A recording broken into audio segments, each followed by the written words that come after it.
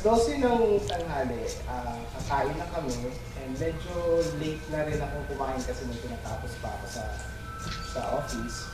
Tapos, ang ginawa ko, before akong lumabas, galing din sa may room, medyo nakaramdam na ako sa malamig.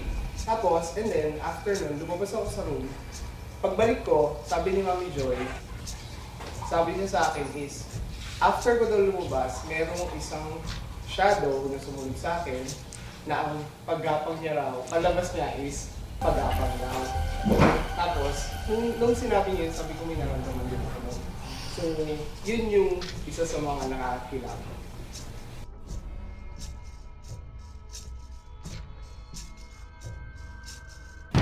Bago-bago lang ako dito, nagtimpla ako ng kape dito sa pantry. So, ako lang mag-isa dito, nakasara yung mga ilaw. Tapos nung nagtitimpla ako, napatingin ako dun sa parang salamin. Then nakita ko parang may nakatayo na kasilyo sa likod. Nung tinignan ko sa likod, wala naman siya. Pero pagbalik ko dun sa salamin, nakatingin ulit siya, pero mas malapit.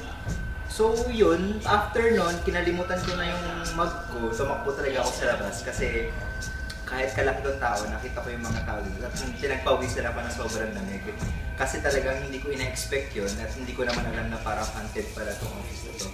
Pero yun yung experience ko sa isa sa mga nakakatakot.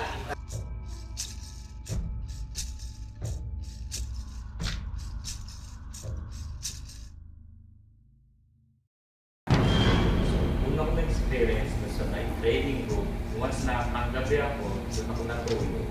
Meron ko doon kakaibang naramdaman, parang ibang tao, hindi na ako. Pero tapos nung tinignan ko, ang nakita ko doon sa babae, sa dulo, nakalapit sa wall. Tapos, so hindi ko lang siya tinasin, nakala ko lang agent. So yun, dire-diretso ako natulog ulit.